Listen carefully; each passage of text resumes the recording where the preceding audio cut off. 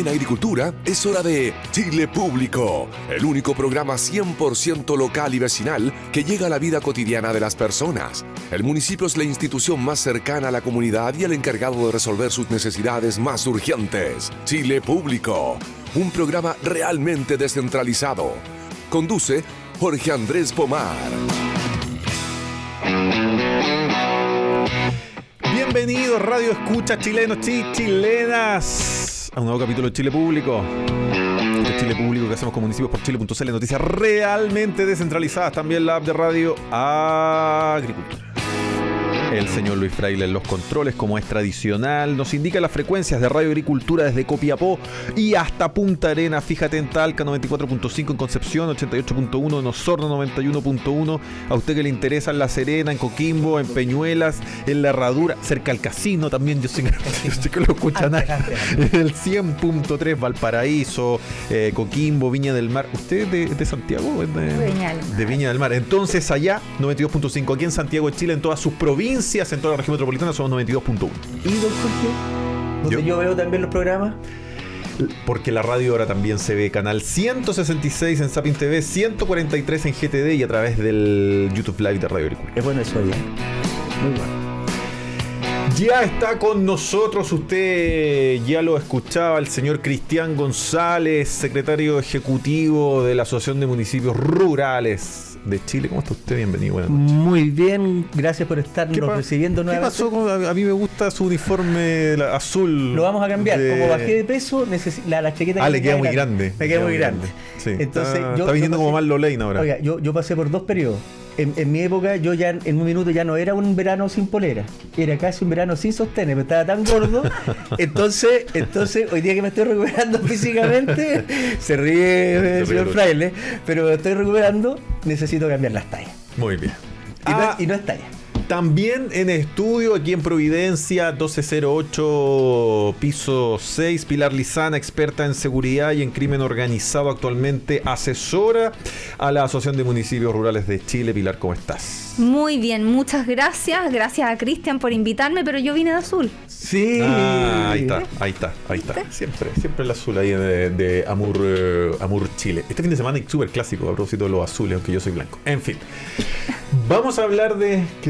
¿Quién va primero en la tabla de posiciones? Pero usted no es de Coquimbo. Coquimbo Unido. Sí, pues. Somos líderes. De veras que van punteros. Por primera vez en la historia puede ser un campeonato de... Sí, pues. Vamos a salir campeones. Por primera vez en la historia. Sería muy bonito por los amigos de Coquimbo. Quiero que hablemos un poco de lo que está pasando en nuestras calles, de lo que está pasando en nuestras instituciones del Estado, Pilar, Cristian, que estamos viendo cómo se han visto permeadas por la influencia narco. Cuestiones que...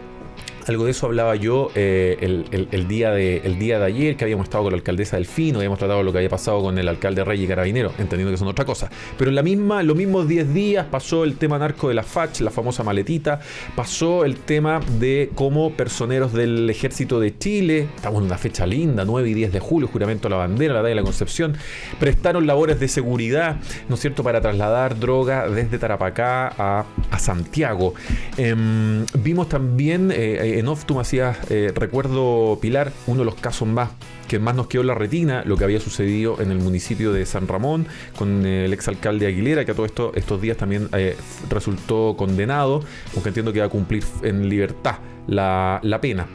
Entonces, cuestiones que antes nosotros decíamos, eso pasa en Perú, con todo el respeto a los amigos peruanos, en Venezuela, en Colombia, pero Chile era como una isla, como una barrera, nuestra barrera natural del desierto, el mar y la cordillera, que eso no pasaba, y ahora de golpe y porrazo vemos cómo, o no sé si pasaba, y a lo mejor estaba debajo de la alfombra, y no éramos capaces de verlo, pero ahora con certeza sabemos que sí ocurre. Es que fíjate que no es tanto de golpe y porrazo, porque... Bueno, yo he estudiado esta cuestión de hace rato, vengo estudiando esto cuando nadie hablaba de esto. El 2013 empezó una investigación de narcotráfico en Chile, y para hacerle honor a una de las carreras que yo estudié, que es historia, fui a buscar la historia de Chile y la coca latinoamericana. Y esto empieza con la salitrera a principios del siglo pasado, que entra por el norte, se da a los polos urbanos, tráfico de recetas, hasta que llegamos a lo que tenemos hoy día, que en un minuto pensamos que el desierto era súper seco, muy amplio, la cordillera muy alta, y no nos iba a llegar.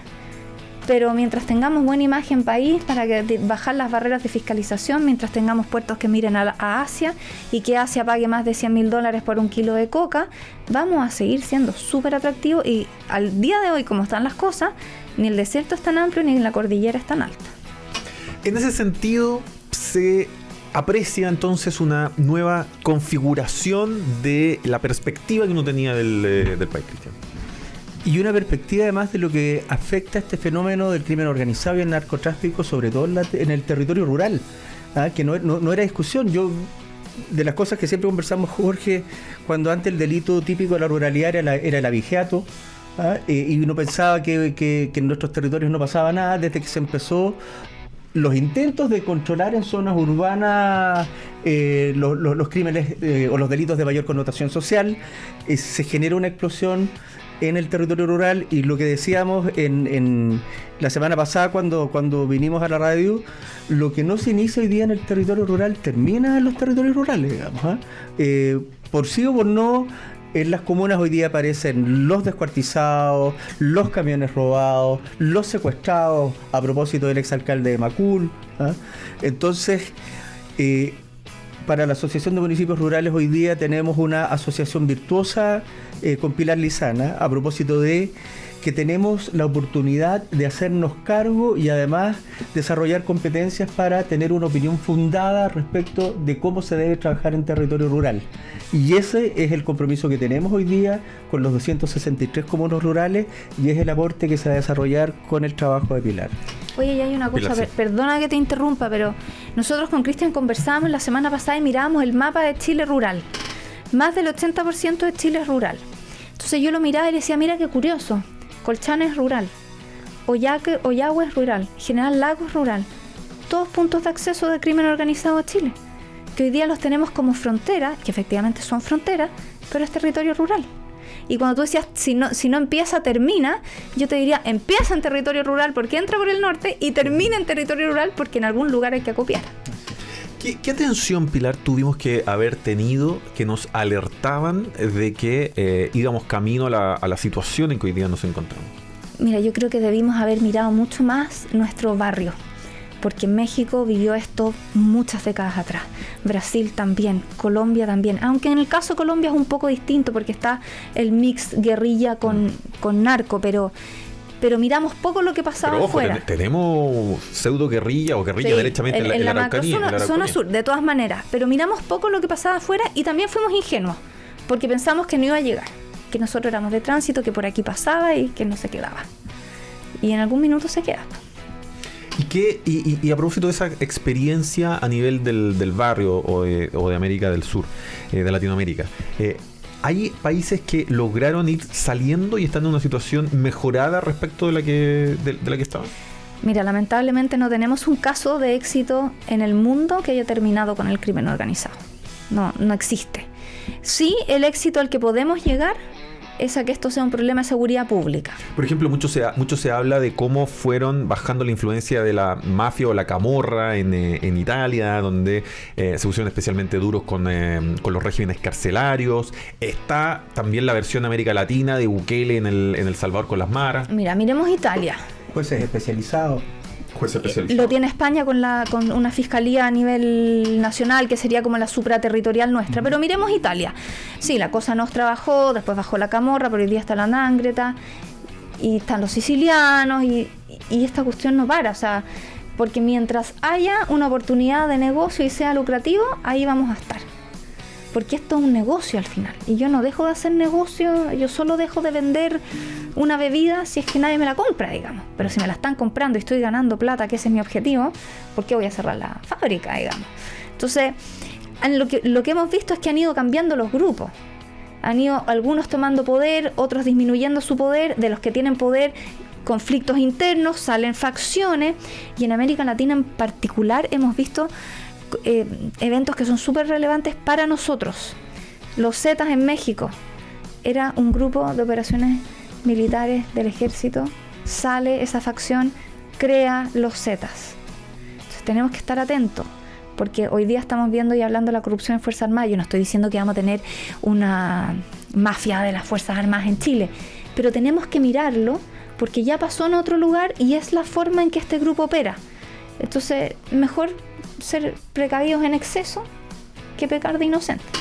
Tú decías, antiguamente, claro, la preocupación delictual dentro de los territorios rurales era el abigeato, que es el robo de animales. Pero hoy en día, claro, uno en zonas como el Maule, en zonas como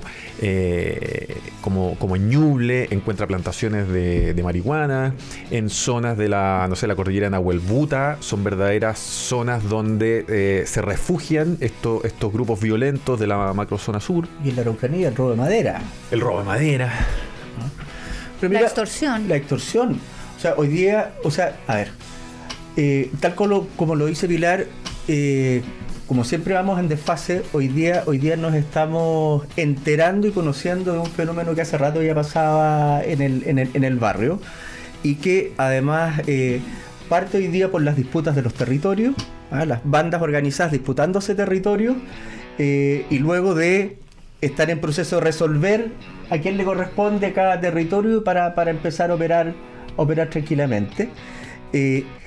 Y nos hemos dado cuenta, fíjate que una de las cosas que además de las líneas que va a liderar Pilar, es que esto no es un tema público o de los municipios rurales de Chile. Hoy día el participar de la discusión de seguridad, vamos a armar, quizás me atrevería a decir hoy día, lo podemos comentar, trabajo que va a liderar Pilar, la mesa más grande de propuestas y de enfrentamiento desde lo público a lo privado al tema de seguridad en el mundo rural, integrado con un trabajo que ya tenemos desarrollado hace rato con la Sociedad Nacional de Agricultura, con Antonio Walker, que es el presidente, Sociedad Nacional de Agricultura, que además es cierto, es parte de esta radio, es dueña de la radio, con Corma, además la Corporación de la Madera. Vamos a integrar a la Cámara de Comercio de Santiago, vamos a integrar a la Cámara Chilena de Infraestructura Digital, ahí presidida por el ex subsecretario de Telecomunicaciones del segundo gobierno, la presidenta Bachelet.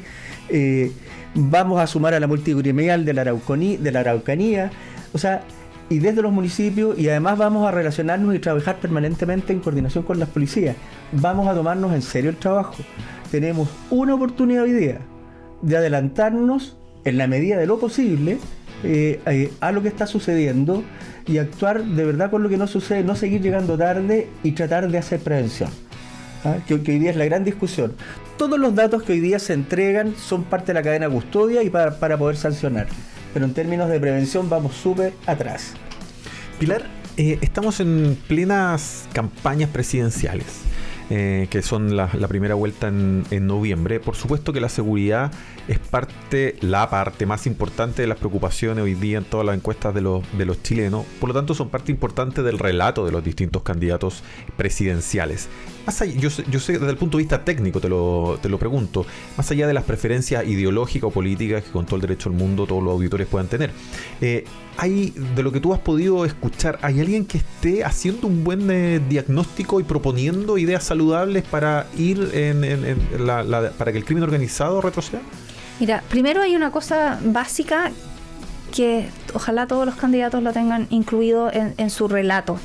Hoy día los chilenos básicamente se levantan, van a trabajar, pero entre medio de toda su vida tienen que sobrevivir. Porque algunos tienen la oportunidad y la suerte de vivir en un barrio más o menos seguro. Hay otros que no, que en el camino del bus al metro o a tomar el otro bus se encuentran con personas que te están asaltando y tienen esa preocupación constante por sus hijos que pueden estar en un colegio donde haya violencia. Entonces, esa es la base. Entonces, cuando hablamos de seguridad, no estamos hablando de la teoría por hablar de la teoría.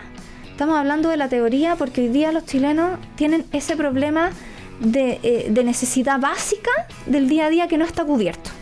Y acá lo que estamos viendo son distintos esfuerzos programáticos, pero que ojalá todos estos esfuerzos programáticos tengan un solo corazón, que sea poner a la persona primero. Y no me refiero solamente al chileno, a todas las personas. Porque hoy día en la mañana, por ejemplo, estábamos hablando de cárceles y de sumarios en gendarmería. Y veíamos una infinidad de sumarios, que quizás yo te digo drogas, armas, y tú me dices, sí, claro, todos lo sabemos, pero hablábamos de abuso sexual, de acoso sexual, de conflictos entre funcionarios. Entonces, tenemos que poner también a la persona a ese funcionario, primero, porque lo que necesitamos es que ese funcionario perciba que la institución lo protege, lo cuida para que sea leal a la institución y no al que le ponga la plata sobre la mesa. Y esa idea y ese contexto de la persona al centro no es solo el vecino, el chileno, el ciudadano, es ese funcionario público que tiene que tener esa protección y ese respaldo y sentirlo y percibirlo para que cuando diga que no, que va a hacer ese procedimiento antinarcótico en la celda número tanto de la penitenciaría y te reciba los balazos en su casa, ese servicio esté apoyando a ese funcionario. ¿Qué dirías tú son las 3 cuestiones que, independiente de quién gane las elecciones presidenciales, quién nos gobierne, debe hacer sí o sí un gobierno para empezar a ganarle la pelea al crimen organizado? Punto número 1, la corrupción. Tenemos que ir cerrando las ventanas y las puertas que han permitido que entre la corrupción a la institucionalidad nacional. Desde los municipios hasta servicios como Gendarmería, como aduanas, instituciones como las Fuerzas Armadas, que es lo último que hemos visto. Porque si esas puertas siguen abiertas y se siguen abriendo más puertas, el camino lo tenemos bastante cuesta arriba y la batalla bastante perdida. Segundo, y esto quizá va a sonar contradictorio y que no tiene mucho que ver y nosotros no nos acordamos muchas veces de esto que tenga relación con la seguridad, pero la educación. Necesitamos que nuestros niños estén en escuelas y colegios seguros, que estén dentro de la sala de clase para que no los recluten las bandas del barrio, los clanes familiares, los grupos criminales que están llegando desde fuera. Porque si perdemos a los niños, perdemos el futuro de Chile. Y tercero, necesitamos tener realmente un último eslabón de la cadena de seguridad pública, que es la cárcel, que inhiba el delito y que no sea el edificio corporativo de donde nos vamos a sentar a administrar y a dirigir nuestras operaciones en la calle. La playa, como le dicen ahora. La playa. Eso significa un régimen carcelario para la persona que ya tiene un compromiso total con el crimen.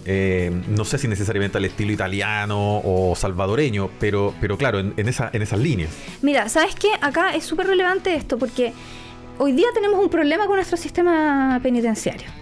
Y muchas veces estamos súper enfocados en el crimen organizado, estos delincuentes más violentos y que son menos del 10%. Tenemos una gran cantidad que son violentos, pero que no tienen este nivel de violencia o que no vienen de este tipo de grupo, pero que están ahí disponibles para ser reclutados. Tenemos otros que tienen la opción de rehabilitarse, que son primerizos, pero que como no tenemos espacios muchas veces, porque a veces tenemos un penal que tiene 2 patios. Si tiene 2 patios, yo tengo que segregar por lo básico, condenados e imputados, porque son los únicos que nunca se pueden mezclar. Pero adentro, entre los imputados y entre los condenados puede tener de todo.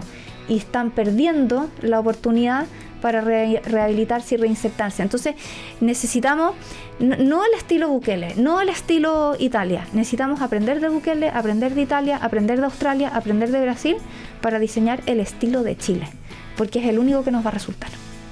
Desde el mundo rural, Cristian, ¿qué dirías tú es el gran pedido al Estado, es el gran pedido al gobierno de Chile en materia de seguridad? ¿Qué cuestión, a tu juicio, le haría sentido a este 80% del Chile rural? Que los órganos ejecutivos escuchen a la ruralidad, que ese es el gran tema.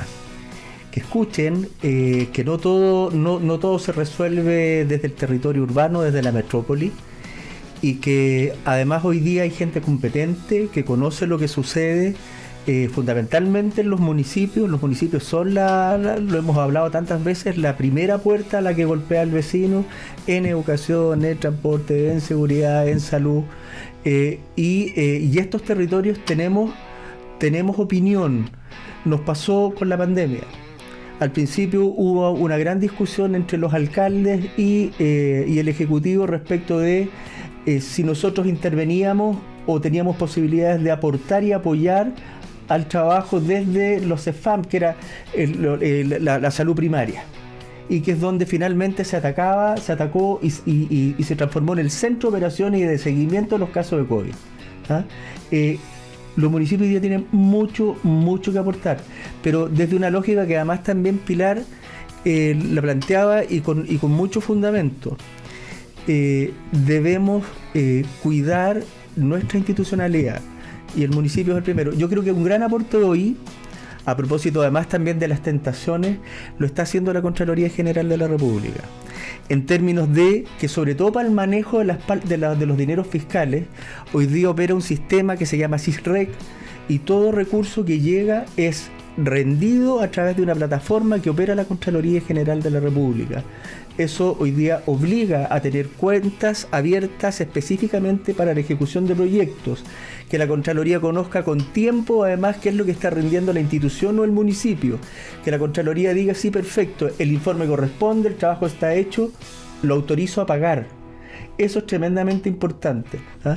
Yo creo que ese es un avance, y yo creo, y además otra cosa, todas las instituciones, a propósito, la Subdere tenía su propio sistema que se llamaba Subdere en línea, hoy día todos van a tener que funcionar con este sistema que se llama SISREC. Nos obliga, por cierto que es más trabajo, pero nos obliga a vivir de manera permanente en transparencia, ¿ah? Y eso además también en términos de auditorías y de estar permanentemente auditado es un ahorro de recursos y de energía. Así que bien ahí por ese trabajo. Oye, ¿le puedo pedir algo yo al Estado para los municipios rurales? Ya que estamos acá. Sí, pues tiene que estar presente en todo el territorio nacional. No puede ser que en algunos casos yo tenga que trasladarme kilómetros para tener atención de salud o para llevar a los niños al colegio. Sí. Porque si no, no vamos nunca a generar un crecimiento orgánico del Estado, no nos vamos a preocupar de los ciudadanos y no vamos a poner a la persona al centro. ¿Cuál dirías? ¿A ti te gustan los municipios activos en la lucha contra el crimen o prefieres circunscribirlos exclusivamente al ámbito de la prevención? A mí me gusta el Estado activo en materia de criminalidad. Y eso quiere decir el Ejecutivo, el Legislativo, el Judicial, el Gobierno regional y los municipios, que trabajen de manera coordinada, que no hayan interferencias mutuas para generar prevención y reacción. No es uno o el otro. Y ahí hay que ver quién es mejor en prevención, quién es mejor en reacción, para tener a los mejores haciendo la pega que necesitamos que se haga. Cristian González, Pilar Lizana, hoy día en Chile Público. Muchísimas gracias, por supuesto, además muy interesante. Oye, gracias Jorge por invitarnos. Antes que se despida Pilar, dos cosas. No queremos generar, el propósito de todas estas conversaciones no es generar alarma ni desazón entre los auditores y auditoras de Radio Agricultura y del programa Chile Público, sino poner en valor y con criterio de realidad algo que hay que asumir y que hoy día sucede. Y que todos los actores involucrados, aquellos que son actores relevantes, tenemos la obligación de poner lo que nos corresponde en nuestro espacio y hacer lo posible para dar una batalla y una lucha permanente contra el narcotráfico y el crimen organizado. Así que por eso además felices y contentos, Jorge, de que nos des este espacio. Cristian González, secretario ejecutivo de AMUR. Pilar Lizana, experta también en criminalidad. Muchas gracias, y la verdad es que sí, inevitablemente nos asustamos, pero tenemos que levantar las banderas rojas para que nos ocupemos en vez de que nos preocupemos. Vamos a hacer una pausa, Lucho Fraile. Seguimos con Chile Público. En agricultura es Chile Público, un programa realmente descentralizado con Jorge Andrés Pomar.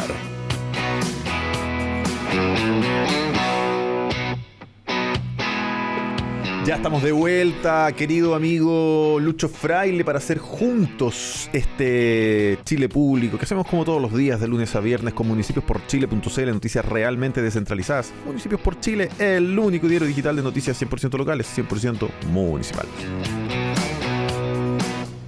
Descarga la app de Radio Agricultura y podrás escuchar este y todos nuestros programas desde cualquier lugar de Chile y el mundo, como se hace muy fácil. En tu celular ingresas a Google Play o Apple Store, escribes Radio Agricultura, descargas y listo.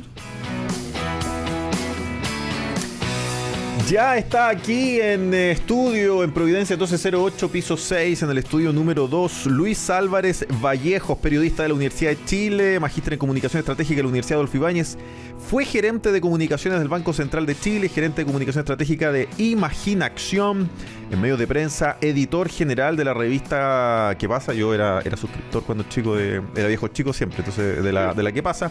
Subdirector y editor jefe del diario La Hora, edición vespertina, subdirector del diario Financiero, editor de informaciones en La Tercera, corresponsal en Chile de la agencia de noticias Reuters, editor de prensa de Televisión Nacional de Chile, periodista de economía del Mercurio, periodista de Radio Portales, una larga trayectoria en el mundo del periodismo, y hoy día nos acompaña, querido Luis, para presentarnos Enrique Correa, Mi vida, mi historia. Muy bienvenido, Luis, a Chile Público. ¿Cómo está usted? Muchas gracias por la invitación, Jorge. Sí. Oiga, cuénteme un poco de cómo nace la idea de este libro. Cómo nace la idea de llevar al papel estas probablemente vivencias, anécdotas y experiencias que ha tenido Enrique Correa, que como todos sabemos, claro, ha tenido una vida bien entretenida en el sentido fundador del MAPU, vocero de gobierno en la Vuelta a la Democracia. Después se transforma en esta empresa consultora, ¿no es cierto?, tan relevante dentro de nuestro país. Para muchos es como un pionero del lobismo en Chile, o en algún momento parece que él se autodefinió como el primer lobista de Chile. Entonces, bueno, hay un tránsito también en su vida, en su ideología, probablemente de posiciones más de izquierda, posiciones más de centro. En el último tiempo también ahí dio un par de declaraciones, lo mismo durante el estallido social, lo mismo también durante lo que fueron los procesos constitucionales frustrados que tuvimos. ¿Cómo nace esta idea de llevar al papel entonces esta historia? Bueno, yo a Enrique lo conocí bastante después de ser ministro. Yo era editor general de la revista ¿Qué pasa?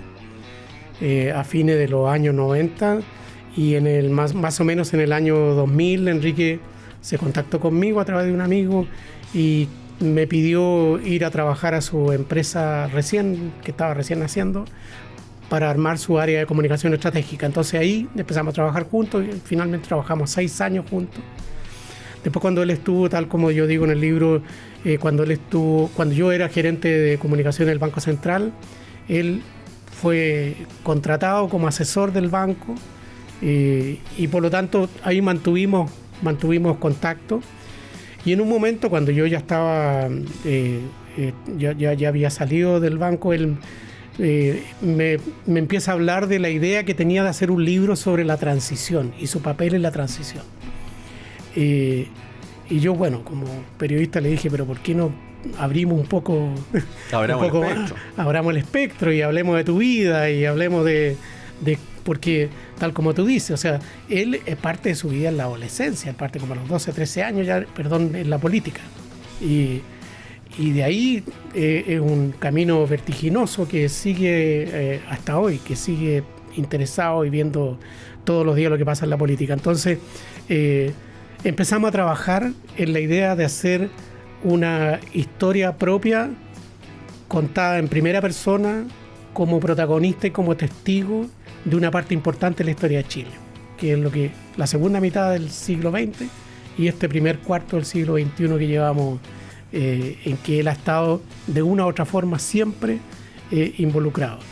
Y por eso el libro lo que tiene al momento de mostrar sus vivencias y mostrar su historia, va mostrando también una parte importante de la historia de Chile, que en años muy, muy intensos además. Muy significativo. Yo he tenido la suerte de leer varios libros relativamente similares, ¿no es cierto? El de que de hecho uno tiene un nombre parecido, Mi vida, mi historia, parece el de Belisario Velasco. Puede ser de Belisario Velasco, el de Gabriel Valdés, El encuentro de los demócratas, Patricio Elwin, etcétera, etcétera. Me llegó también el de Civiles y militares de Edmundo Pérez Lloma, que todavía no lo leo. Este también lo vamos a dejar ahí en el velador de la casa, por supuesto. Hay algunas preguntas que tengo.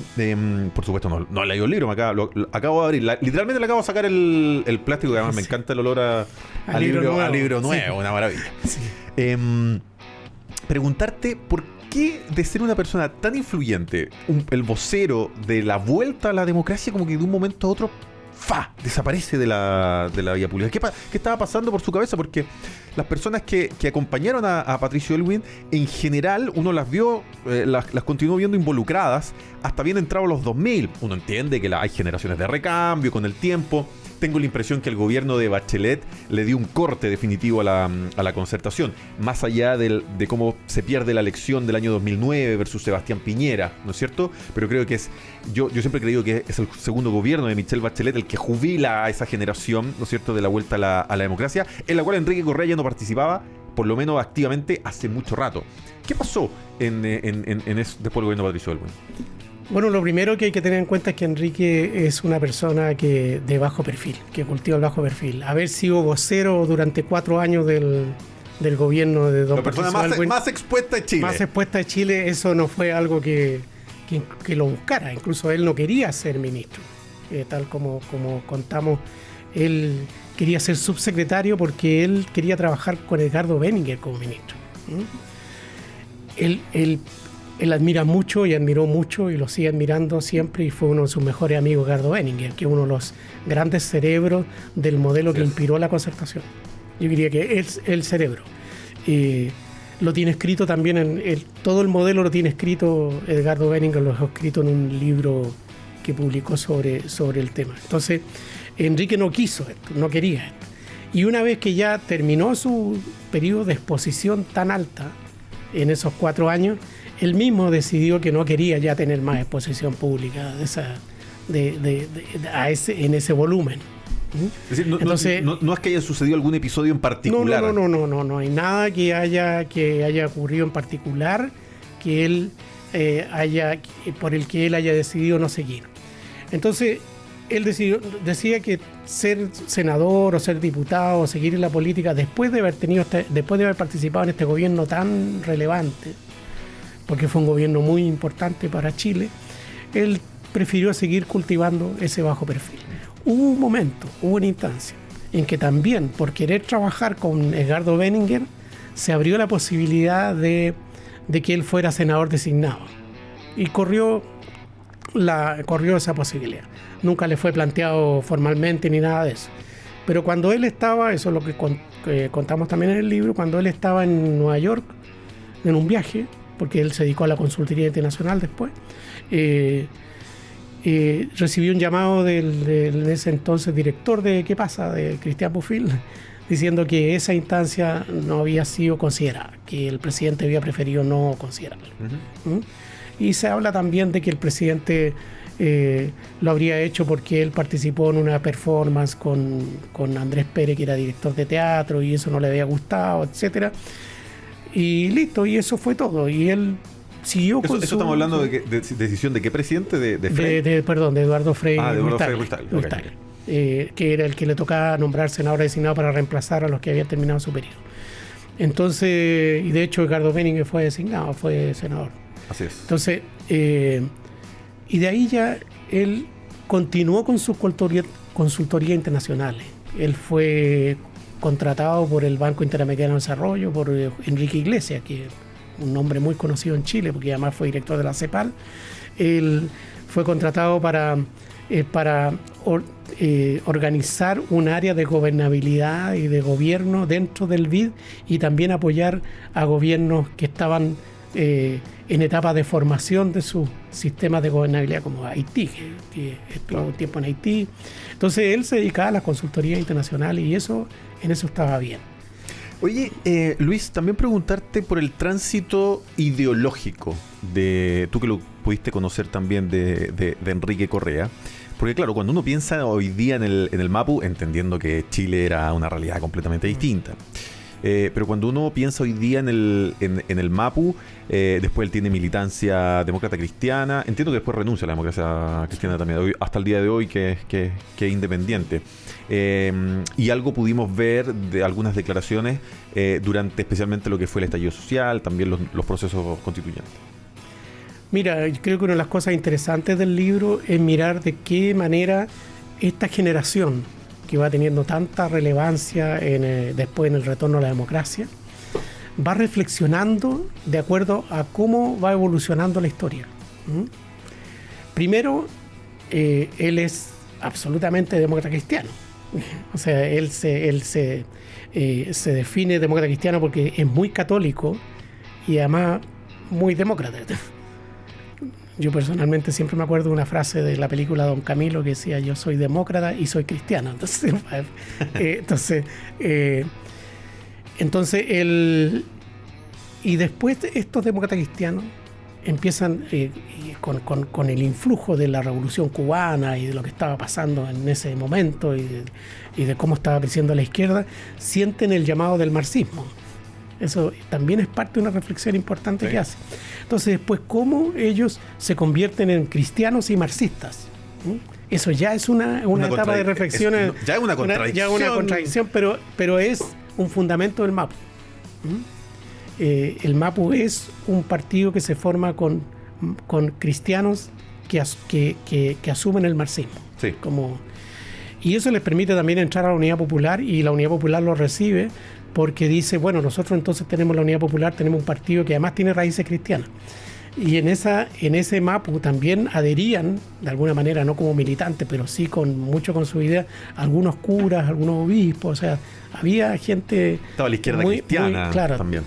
Después se crea la izquierda cristiana, después del gobierno de la Unidad Popular se crea la izquierda cristiana, pero hay ahí un grupo importante de gente que era muy católica e incluso personas vinculadas a la iglesia que asumen la ideología marxista.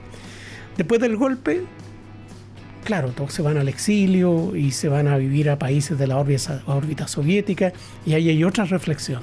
Conocen los socialismos reales. Conocen los socialismos reales, pero además está la importancia que tuvo el eurocomunismo de Enrico Berlinguer en Italia, que proponía una forma de comunismo más cercana al centro, más democrática, más hacia la socialdemocracia. Eso también es una reflexión. Esa reflexión también está súper contada y bien ampliamente contada en el libro. ¿Se desilusionó Enrique de los socialismos reales? O sea, hay un momento en que la invasión soviética a Afganistán, por un lado, y otro momento en que lo que está pasando en Polonia, donde sindicatos muy poderosos vinculados a la iglesia empiezan a desafiar al régimen prosoviético polaco. Entonces él también eso ejerce mucha presión sobre estos marxistas que estaban viendo este grupo que había asumido el marxismo y que estaba viendo cómo funcionaba esos socialismos reales.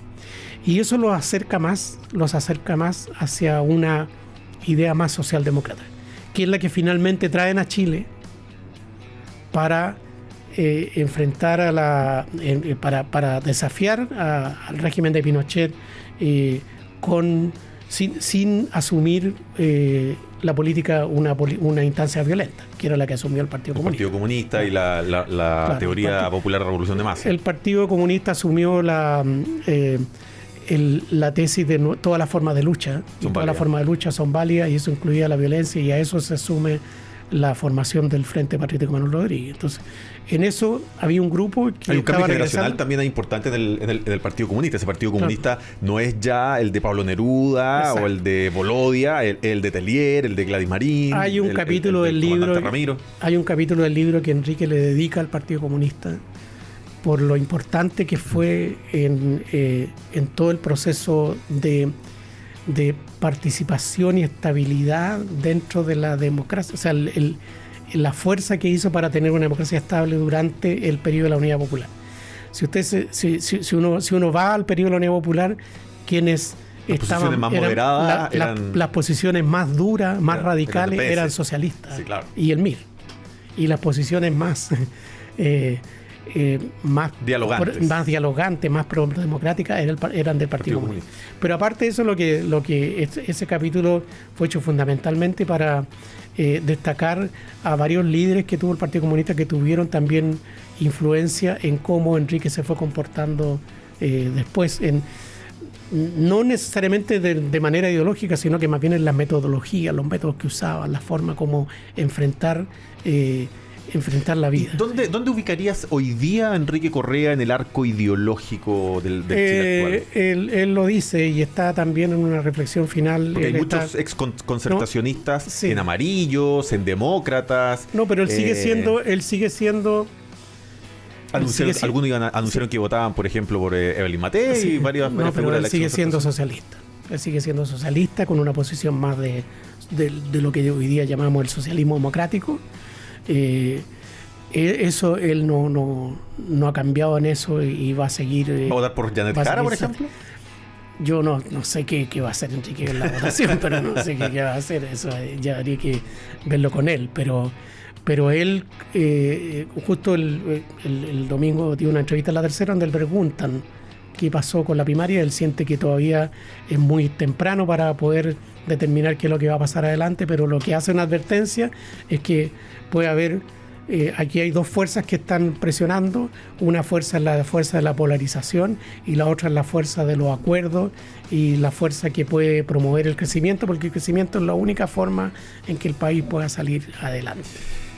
¿Le dolieron mucho a Enrique las críticas que eran muy cotidianas, no sé, 4 o 5 años atrás, esto de los 30 años? ¿Ah? No son 30 pesos, sí, son 30 años. La Concertación se compró el modelo Pinochet y todas esas cosas que eran parte de la reflexión de esta nueva izquierda generacional hoy día encabezada por el Frente Amplio? Bueno, también parte de la reflexión final que decidimos hacerla también, la conversamos y decidimos hacerla post-estallido, es que él siente que aquí hubo una generación nueva que trató de jubilar a la generación anterior desconociendo todos sus méritos y todo lo que había hecho. Y ahí... ¿Él está conforme con los 30 años? ¿Enrique Correa está conforme con los 30 años? Absolutamente. O sea, él piensa que, vamos a acotarlo un poco más, los 20 años de la Concertación como coalición de gobierno, porque la Concertación después se transformó en una mayoría y dejó de ser otra cosa. Dejó de ser Concertación. Los 20 años son los mejores años de la historia de Chile en cuanto a estabilidad democrática y estabilidad económica. Eso es así. El mayor crecimiento económico se dio justamente en esos años. Entonces, y obviamente Enrique se siente tributario de eso, porque fue un partícipe importante. O sea, hay una cosa ¿Se acuerda usted de la polémica epistolar de principios de los 90 de los...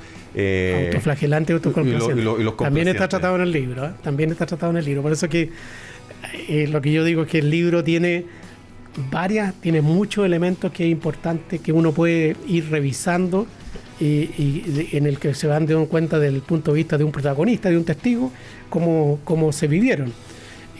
Esa polémica de los autoflagelantes, los autocomplacientes tuvo mayor fuerza hacia fines del gobierno de Frei Ruiz-Tagle. Y él siente, lo dice en el libro, que de alguna manera se zanjó, por lo menos temporalmente, con el gobierno de Lagos entre lo que pasó entre la primera vuelta y la segunda vuelta. Que la primera vuelta era un discurso, una campaña mucho más autoflagelante, y la segunda vuelta era una campaña mucho más autocomplaciente, y fue la que finalmente asumió la gente como para elegir a Lagos presidente. Luis, ¿qué opinión tiene Enrique de los que históricamente fueron sus adversarios?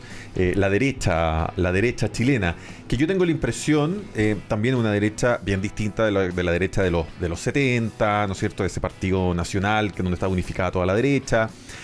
Hoy en día hay además varias derechas, tal vez una centro derecha más clásica, pero también que se ha actualizado mucho, que es encabezada por Chile Vamos, donde incluso hay partidos bastante de centro, liberales, como puede ser Evópoli. Hay una derecha conservadora, que es la de José Antonio Kast, una derecha, usted le quiere llamar extrema, libertaria, la que encabeza Johannes Kaiser, y por ahí un centro que yo igual creo que tiene un par de deditos en la derecha, que es la gente demócrata, la gente de amarillos, que vienen de ese mundo que antes compartían con Enrique, pues, del mundo de la Concertación.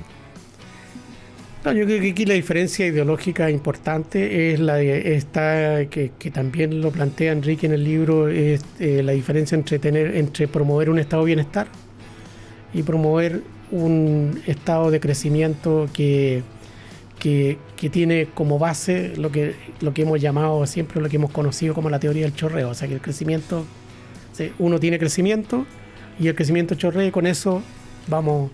con eso es suficiente. Con eso es suficiente. Entonces el estado de bienestar plantea un poquito más de presencia del Estado, pero un Estado eficiente, obviamente, no un Estado que no crezca por ser Estado solamente, sino que crezca de manera eficiente. Creo que una diferencia que está marcada y está puesta porque eso mantiene la divergencia entre ser socialdemócrata y ser socialista, y pasar a ya cruzar la vereda de ser de derecha. Ahora, una cosa importante respecto de la derecha y de lo que hay en la derecha es que sea posible llegar a acuerdos.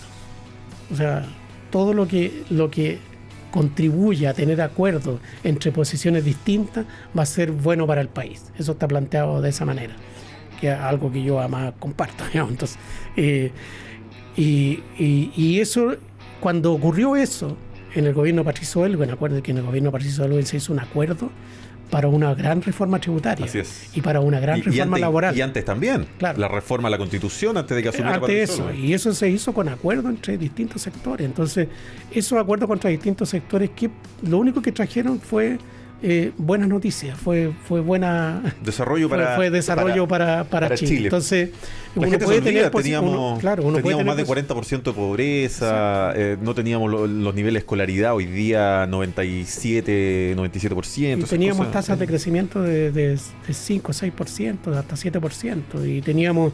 nosotros tenemos los días martes de panelista estable a Carlos Minami, que en ese tiempo era ministro de... Sí, ministro, leí un muy buen artículo sobre lo que está proponiendo Carlos respecto del futuro económico, que abre una discusión que es bastante buena y profunda respecto de qué hay que hacer con la economía para adelante. Oiga, Luis, cuénteme alguna, para terminar, cuénteme alguna anécdota que también traiga el libro, alguna anécdota sabrosa. El libro tiene montones de anécdotas, justamente una que aparecía allí en la entrevista en el diario, que cuando Enrique estuvo en el seminario. Enrique sabe harto de la iglesia, esto también es importante. Sí, claro, fue seminarista. ¿Cuántos años estuvo? No estuvo mucho, fue 1 año y medio. Ah, ya. Y tuvo que volver a Ovalle, porque su padre estaba muy enfermo, y después cuando él iba a volver al seminario, eso es una parte es una cosa trágica, pero cuando iba a volver al seminario, él se enamoró de una chica, y cuando él se vino a Santiago, y ella también, pero ya él no estaba con la idea de volver al seminario. Él esperó para volver a entrar a estudiar filosofía en la Universidad Católica. Bueno, esta chica la atropellaron y murió, y eso fue un golpe muy, muy fuerte en la vida de Enrique. Fue una de sus grandes tragedias. Enrique ha tenido algunas grandes tragedias en su vida. Por ejemplo, también la muerte de Rodrigo Ambrosio, que fue uno de los fundadores del MAPO, y que era un gran amigo mío. Entonces, amigo de él, quiero decir.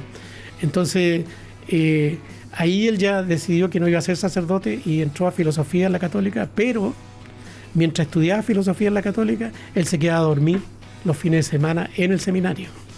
Entonces ahí, porque era el lugar donde el obispo, que después fue obispo Carlos González, que fue el rector del seminario, que fue le dedica un gran homenaje a Carlos González como su padre, su segundo padre, dice. Entonces él lo invitaba para que siguiera vinculado al seminario, porque se arrepentía. Y en ese seminario él tuvo muchos amigos sacerdotes que después fueron bien importantes en la vida, en lo que ocurrió en Chile en los años posteriores. Muy bien, Enrique Correa, Mi vida, mi historia, en coautoría con Luis Álvarez de Editorial Planeta, nuestro invitado de hoy en Chile Público. Sin duda, una lectura obligada para este 2025. Muchas gracias, Luis, por venir hoy día a Chile Público y a Radio Agricultura. Muchas gracias a ti, Jorge, muy, muy interesante, así que te agradezco mucho. Nosotros, Lucho Fraile, nos vamos. Municipios.chile.cl, noticias realmente descentralizadas, también la nueva app de Radio Agricultura. Volvemos mañana con más Chile Público. En Agricultura fue Chile Público, un programa realmente descentralizado. Conducción, Jorge Andrés Pomar.